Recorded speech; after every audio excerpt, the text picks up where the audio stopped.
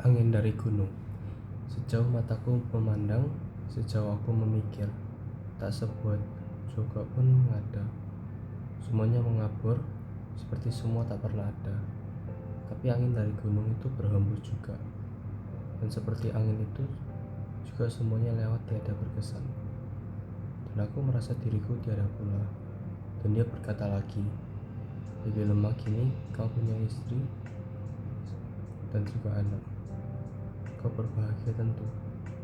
Aku sendiri bertanya, tentu, karena tiap orang tak tahu kebahagiaannya. Orang cuma tahu kesukarannya saja. Dia diam pula. Kami diam. Angin dari gunung datang lagi menerpa mukaku. Dan kemudian dia berkata lagi, sudah 5 tahun ya? Ya, 5 tahun. 5 tahun kawin dan punya anak. Aku masih tinggal dalam diamku. Aku kira dia mau bicara lagi. Kau cinta pada istrimu tentu? Anakku sudah 2. Ya, sudah 2. Kau tentu sayang kepada mereka. Mereka juga tentunya. Dan kau tentu bahagia. Dia berhenti lagi. Lalang yang ditiup angin bergelombang menuju kami. Lalu angin menerpa mukaku lagi. Dan aku merasa ketiadaanku pula. Angin pergi. Kau ingat Har? Apa? Aku tanya dia dengan gaya suaranya. 9 tahun yang lalu? Ya, aku masih ingat. Tapi itu semua sudah lama pula. Ya, sudah lama. Aku tak pernah mengingatkannya lagi. Tapi kini aku ingat lagi. Dan dia diam lagi.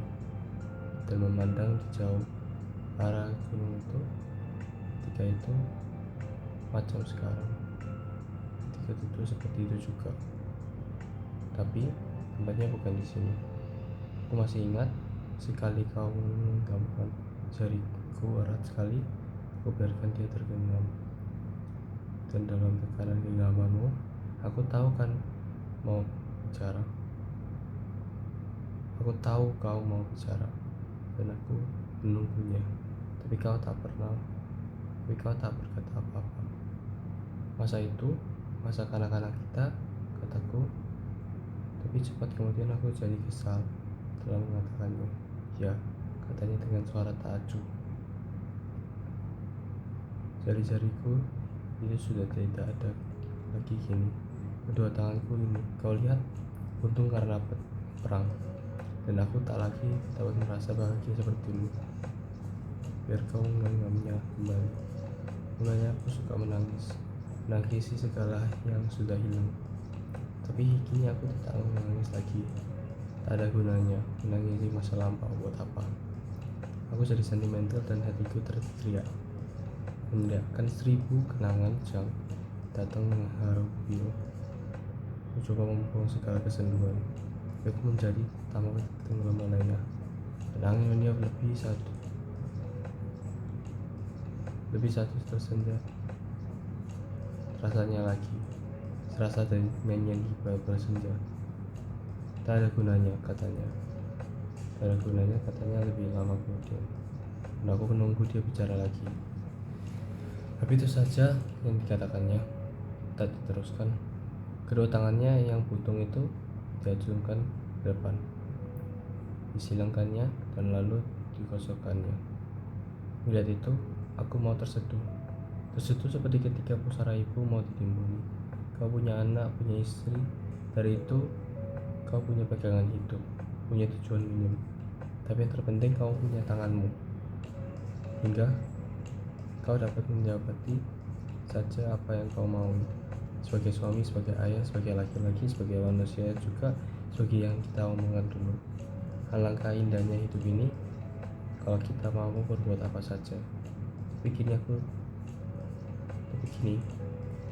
aku tentu saja tak tahu mau berbuat apa lagi. Masa mudaku habis sudah ditelan kepuntungan ini. Dan tangan itu diturunkan lagi. Dia memandang lebih jauh melampaui balik gunung dari mana angin bertiup. Kala itu aku ingin mengatakan sesuatu kepadanya, sebuah ucapan yang indah dan memberi semangat.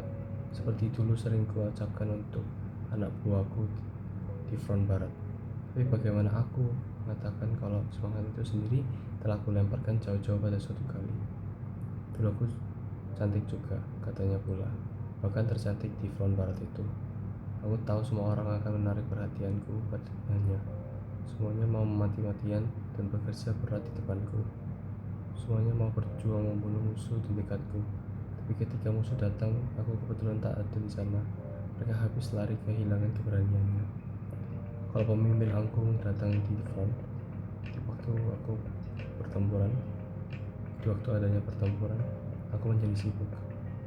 Diminta mengatur tempat tidur mereka, makan mereka, dan ketika mereka mau pergi, carinya aku dulu. Dijabatnya tanganku erat-erat, dan diucapkannya kata-kata yang indah dan berisi keharuan kami atas pemerintah dan seluruh pemimpin perjuangan revolusi kemerdekaan mengucapkan terima kasih kepada saudari. Kami sangat merasa bangga dengan adanya patriot wanita seperti saudari yang selamanya menyediakan waktu untuk memberi semangat kepada prajurit kita.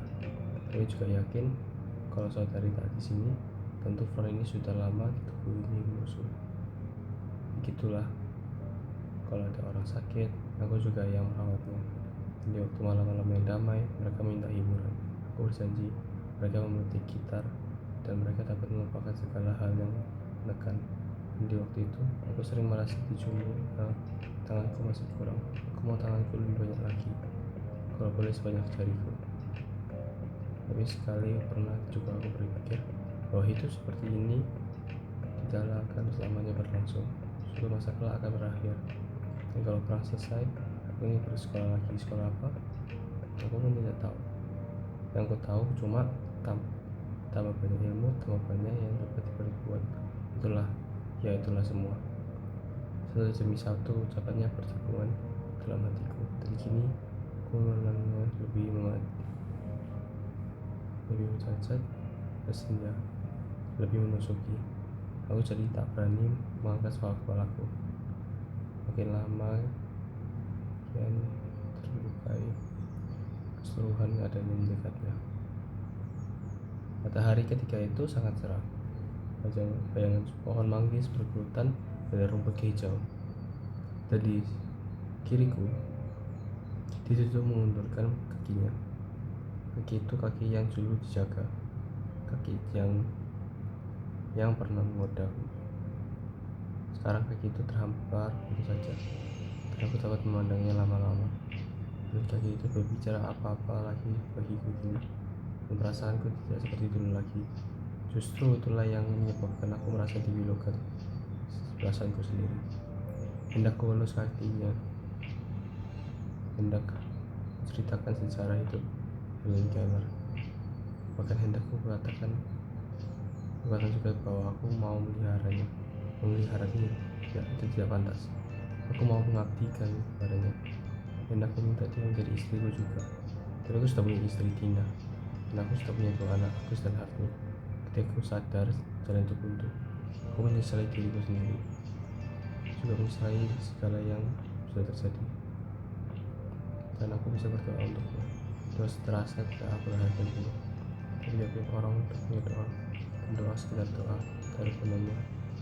Yang aku merasa kami jadi dan kau pikirkan ayat-ayat tersebut. Aku jadi gugup dan bersentak dari kebenaran perasaan-ku. Tapi ku katakan bahwa aku sedang memikirkannya.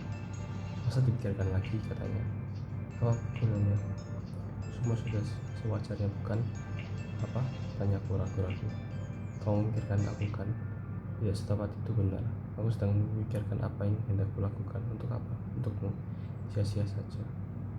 Tiba-tiba aku ingat pada rehabilitasi. Pusat rehabilitasi. Dan lalu aku katakan kepadanya. Lama ia terdiam, dan matanya seperti melangkaui segala apa yang aku dapat lihatnya. Bagaimana, setuju? Kalau kau setuju, jangan pikir apa-apa. Aku yang uruskan semua. Dia masih diam memandang. Baiklah, besok ku tulis suratnya. Hendaknya dalam 3 bulan ini juga engkau di sana, tapi masih dia tidak memberikan reaksi. Dan aku mendesak lagi, kalau perlu, tidak, aku sendiri yang akan mengantar kau. Barangkali tak lama kan di sana kau sudah bisa kembali lagi, dan selanjutnya kau sudah bisa berbuat satu lagi seperti dulu. Lalu dia memandangku dan tersenyum. Dari senyuman ini menusuk hatiku. Aku jadi gugup. Mengapa kau tersenyum? Tanyaku, seperti orang yang kehilangan keseimbangan diri. Mungkin orang seperti aku ini berbuat sesuatu, dan tanya dengan suara yang lain sekali bunyinya, gitu pahit. Dan aku cari ragu-ragu untuk meyakinkan. Lalu aku pura-pura tidak mendengarkan bicaranya. Aku beri dia semangat dan berjanji, jalanlah. Yang aku sendiri pada mulanya tidak mau percaya akan seingatku, dan dia tahu itu rupanya. Kau sendiri tak yakin dengan ucapanmu. Bagaimana mungkin aku meyakinkannya, katanya. Tapi sedikitnya kau lebih bisa berbuat banyak lagi. Ya tentu saja. Seperti dulu juga. Seperti dulu, seolah-olah kalau tidak ada aku, semuanya tidak akan sempurna. Seperti pekerjaan, semua seperti pekerjaan seolah tak akan selesai.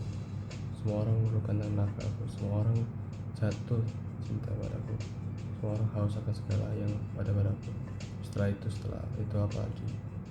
Aku tak rasakan terpaan angin dari gunung itu lagi. Aku merasakan terpaan ucapan-ucapannya pada mukaku. Kau kasihan padaku, bukan? Kenapa tidak?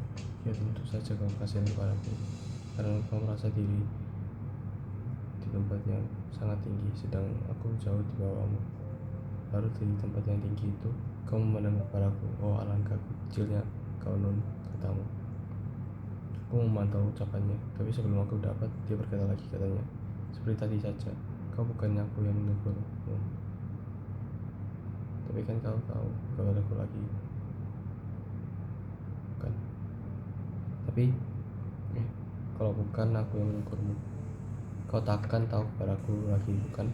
Sedang mata pertamamu melihat itu, sedang pertamananmu melihatku tadi, kau seolah melihat pengemis yang dijuluki.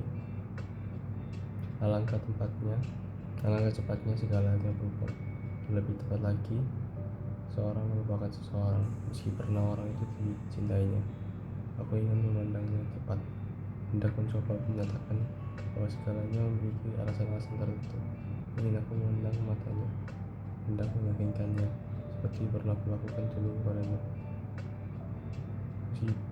Gimana? Aku tahu kau baik, katanya lagi. Minun. Tiba-tiba seorang gadis kecil memanggilnya, dan panggilan yang tiba-tiba itu menjalankan himitan yang memberat antara kami. Kemana, Minun? Menjalar saja, tidak tahu di mana mau. Gadis kecil itu berkata lagi sambil memandang padaku dengan penuh curiga dan kebencian. Aku sedikit kaget. Kalau gadis kecil semanis itu bisa tinggal begitu terhadap Minun. Ini kali lingkungan hidupmu, pikirku dibalas. Dari kecil anak telah memandangmu sebagai manusia yang tak berguna, manusia yang sial. Kupandang wajah Nun yang berubah tiada dapat dimaknakan. Cepat-cepat disembunyikan hati rajanya itu terpandangku. Nenek memanggil, cepatlah. Gadis itu memandang lagi. Tolong dekatkan padaku. Aku mau ke nenek. Nun berkata kepadaku dengan suara dalam lehernya. Aku tolong dia berdiri. Tapi waktu itu aku jadi sentimental lagi. Lebih tadinya, nenek sudah tua benar, sudah lupa segalanya selain aku. Dan kalau aku tak dekatnya, nenek merasa kehilangan nyawa, katanya pula, dan lalu pergi meninggalkan aku yang tersenyum. Ketika dia belok kanan, dia membalikkan badannya lagi ke arahku dan berkata, nenek tak bisa berpisah denganku. Antara kami berdua ada paduan, dan nenek ingin hidup lebih lama karena dia hendak membiarkan aku hidup sendirian. Dia melangkah lagi, tapi sebentar kemudian dia memaling lagi dan berkata, Tapi kalau nenek sudah tidak ada lagi, aku juga tak memerlukan apa-apa. Lalu dia melangkah, tapi sebelum dia hilang di balik belukar yang bergojang yaitu dihirup angin dari gunung itu, aku katakan kepadanya, besok aku akan datang lagi sini. Tapi dia tidak pernah ada lagi. Hilang di balik belukar itu, dan belukar itu tanpa ria lari ditiup angin dari gunung. Angin dari gunung yang meniup belukar hingga dari dia itu, angin itu juga meniup Nun dan meniup gadis kecil itu. Bukit Tinggi, tinggal 21 Januari 1956.